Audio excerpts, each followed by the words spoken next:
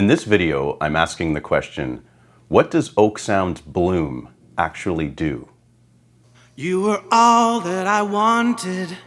I would do anything that you would say. And on again? I'm really just a thing you do for fun. And it feels so strange. So for me, Bloom is one of those plugins that I bought because it was on sale and it was an oeksound product. I'd heard about Soothe. I think I bought them at the same time. I knew what Soothe did, but I didn't really know what Bloom did. And I'm looking at the webpage now and we can sort of get an idea of what they're saying here. So it says, what we wish an EQ would do: control irregularities in a rough sound, increase the warmth, clarity, or brightness in a safe and controlled fashion. I don't know how it's safe, but transform the tone of a sound with natural sounding results, and you can track through it with low latency mode, which is cool. So yeah, it says it does this magic of like making the sound better. And I don't think I tried it for a while after I bought it. And then one day I needed to fix something, and I was going through all my plugins trying to find something to fix a specific problem. I can't remember exactly, but Bloom came up and I put it on. I was like, wow, oh, that sounds better. Interesting. And then since then, it's gone on like most of my mixes.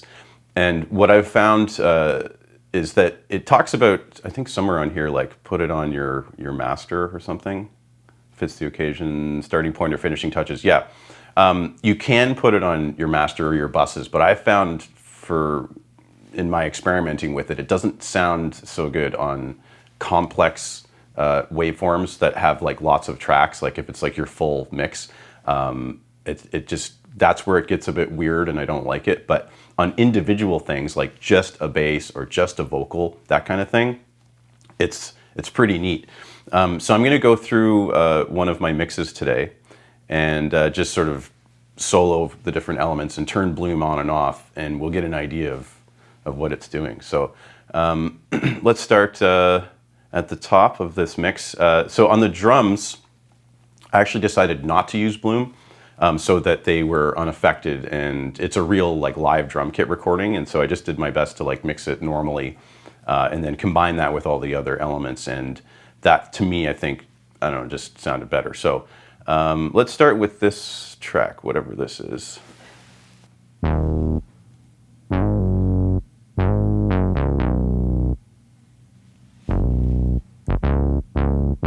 Okay, I'm going to bypass it.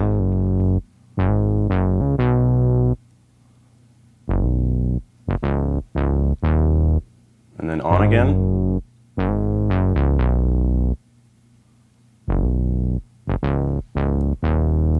Okay, so it's a very subtle difference, but it does affect the sort of low mid-range and tightens it up. It's not so thick and easier to blend with other tracks.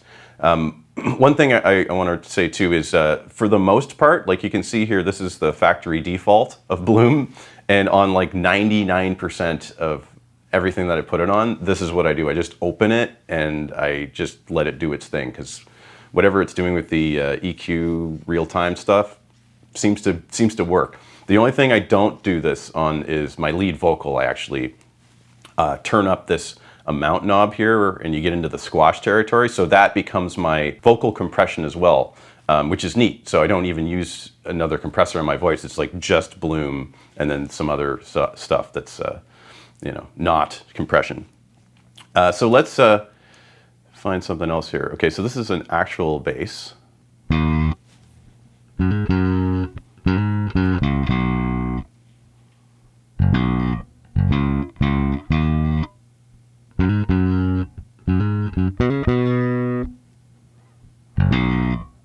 And bypass. And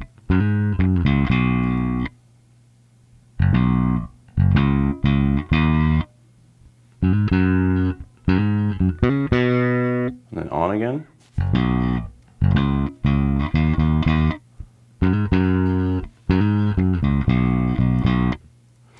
Yeah, so it like brightens it up and makes it a little less muddy, I think. But very subtly, and that's what I like about it. It's not like doing drastic things to the sound. It just sort of just tightens it up, you know? So let's try it on this synth here. This is the main synth line.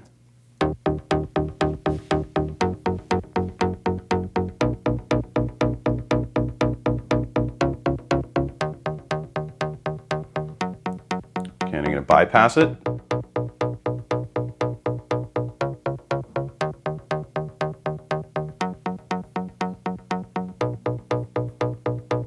And turn it on again.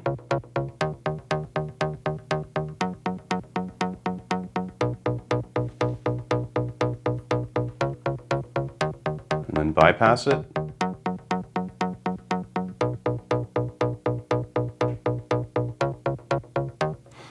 Yeah, it's really interesting. If you think about all these different elements added together, so this like low mid stuff that's being removed, if it's all there together, I know you can do it with traditional EQ too, but this is just, it's so fast and efficient. But yeah, if you added all that low mid stuff together, then the mix becomes muddy. But with this, it just pulls it out in a nice way, and then everything can play together at the same time, and it sounds clean. Okay, let's check out the pizzicato strings.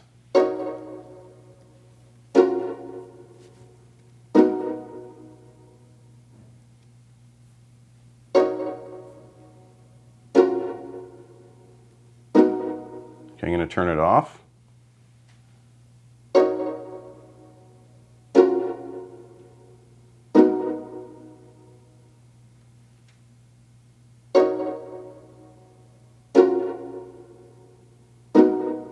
And then on again.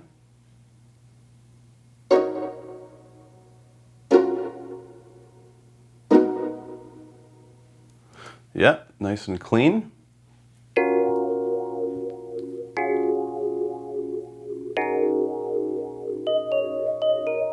And then bypass. I'm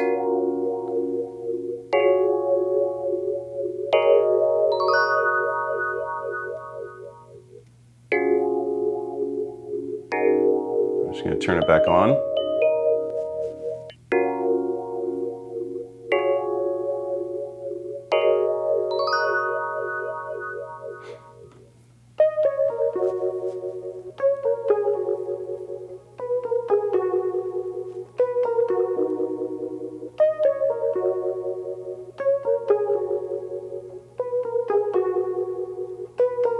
And then bypass.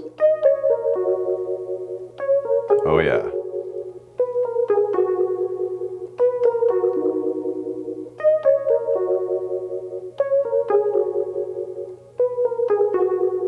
And then on again.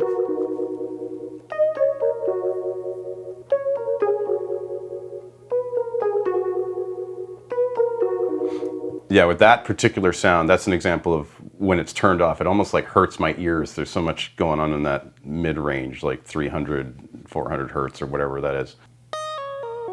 Okay.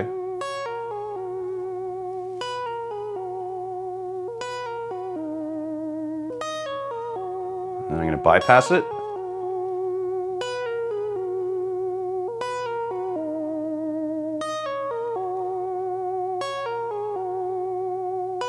And then on again.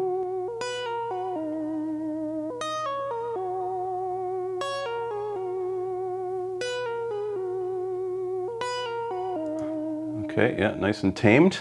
Oh, that reminds me. So what I wanted to say is that the placement in the plug-in chain of the order, I find really matters. I try and put, depending on the sound, the bloom closer to the top of the chain, so it's one of the first things that gets hit, if not the first thing that gets hit. And then from there, after that, I can then EQ and compress and do whatever I want to do to the sound, but that initial sound is already cleaned up.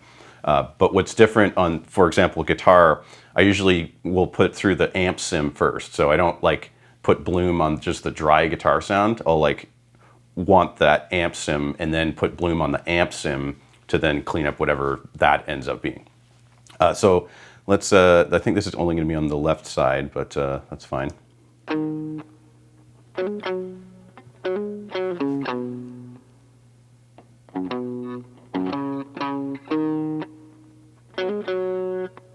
I'm going to bypass.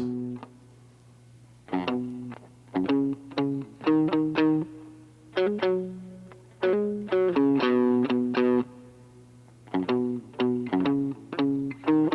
then on again.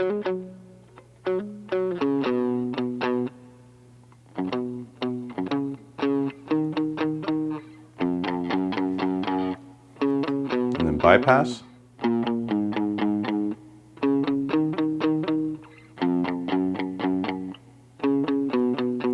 Yeah, very subtle difference, but does sound better. And that's what I found. I've done a lot of this, like A/Bing and deciding, you know, like, is this actually better? And almost always I'm like, okay, yeah, it's subtle, but it is better, so I'm going to use it.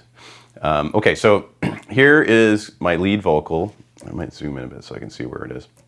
Bloom is in the middle here, so I've got like an auto-tune and a de-esser first, and then Bloom, and then after that there's EQ and a bit of like a room, like reverb, very short reverb.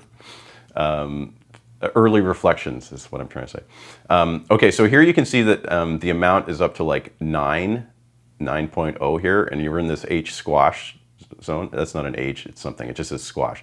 But, and then the mix is at 75%, so that's a thing I struggle a lot with in terms of getting the mix of this right, because I think if it's at 100%, it's like too much, but this like parallel way of doing it, where 25% of the sound that comes through is unaffected.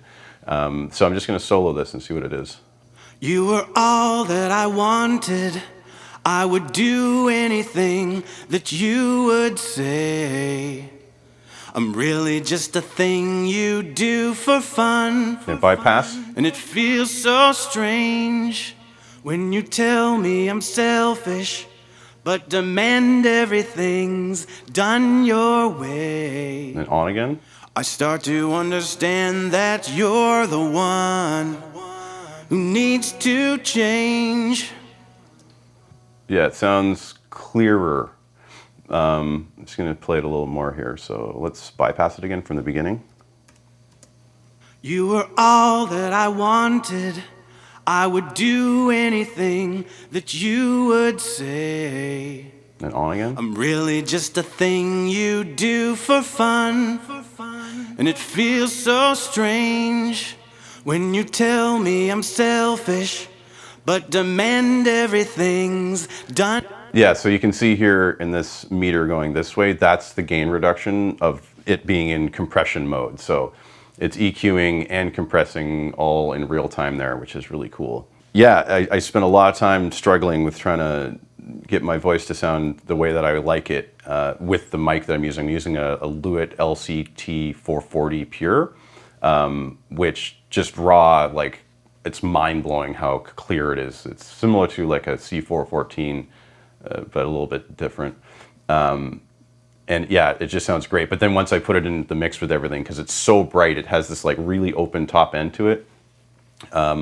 Bloom somehow like just tames it a bit, and it does almost a bit of de-essing too. Like I've got the Weiss de-esser first, just in case, I guess.